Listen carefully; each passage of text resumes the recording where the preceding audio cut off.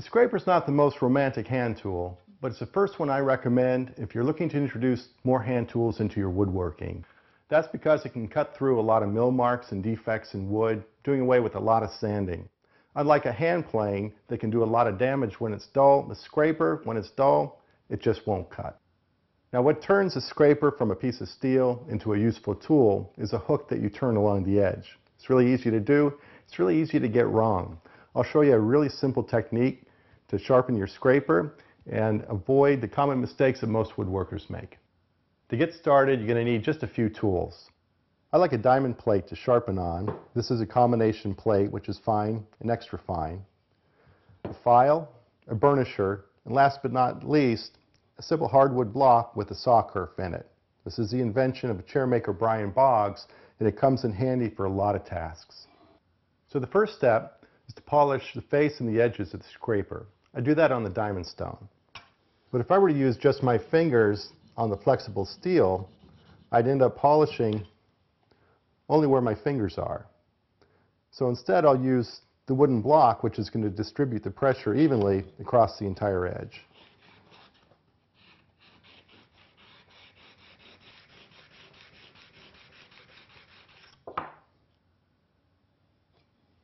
What I'm looking for is a nice dull edge across the entire length of the scraper. I know that the diamond plate is hitting everything there. Once that's done, I can flip to the fine side and finish polishing that up. I'll repeat that for all four edges before I switch to filing the edges.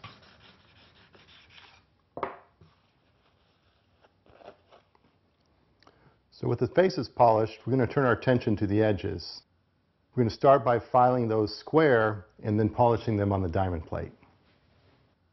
To ensure that we file those at exactly a 90 degrees angle, or as close as we can get, we're going to insert it into our wooden block with just a little bit protruding above the surface, maybe a 64th of an inch, just enough that you can feel it. Now I can clamp it in the vise, and it's going to hold the scraper securely without bending or marring the edges. And because it's sticking up just a little bit, I know that when I file, as long as I'm not hitting the wood, I'm within a fraction or two of 90 degrees. That's where I want to be.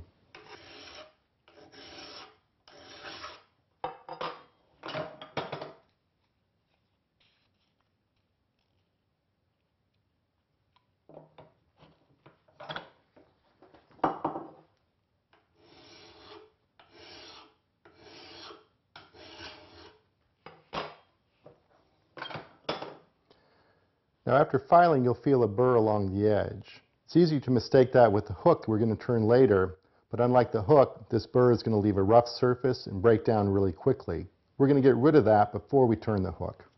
We're going to leave it in the block, go to our diamond plate, and the block is going to hold that at a 90-degree angle, so we're polishing a nice square edge. It's pretty easy to see from the reflection whether all your file marks are gone.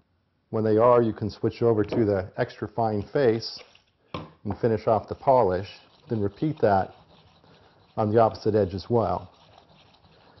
Now after you polish this edge, typically you'll still have a very slight burr on the faces. You want to get rid of that as well. Just go back to the extra fine grit with your block until you don't feel any more burrs or rough spots. A really nice clean edge is a perfect starting point for turning a hook that's going to give you a really nice smooth finish and be durable as well. So now that we're flat, square, and polished, we're going to turn the hook. To get started, we're going to draw some steel up and then finally roll that over for the hook. To draw out that steel, I'm going to lay the scraper flat on the workbench and hold the burnisher flat on the scraper, angling it as I move forward to draw the steel out, but not imparting too much of an angle to make it too difficult to roll the hook back over.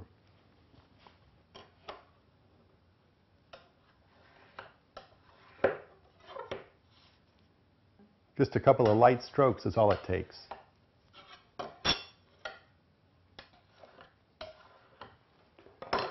Okay, now we can turn the hook. To do that, the scraper goes back in the block, back in the vise.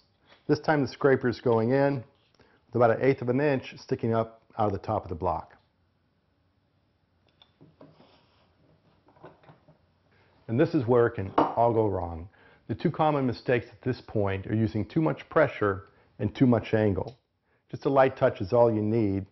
So to work this corner, I'm angling the scraper just 1 or 2 degrees and rotating it. So as I move forward, I'm drawing the steel out and over.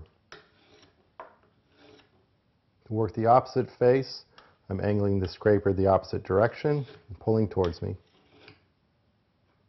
You'll feel just a really small burr, probably smaller than you're used to feeling. It's going to work out really well though. So let's check our work.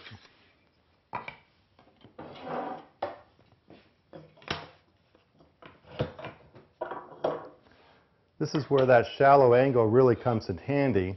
It means we can scrape with the scraper almost vertically, which gets my thumbs, which are the driving force, right behind the blade,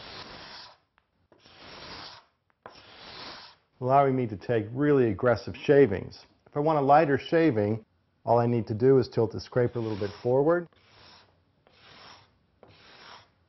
and it gives me a nice cleanup cut. Once I start taking dust instead of shavings, I know it's time to rehome. To snap to do that, all I do is draw the steel back out and turn that hook once again. You can do this 2 or 3 times before the steel starts to get too brittle. At that point, put it back in the block, file it down, start again. Give it a try. It's going to improve your woodworking. You'll have a lot more fun.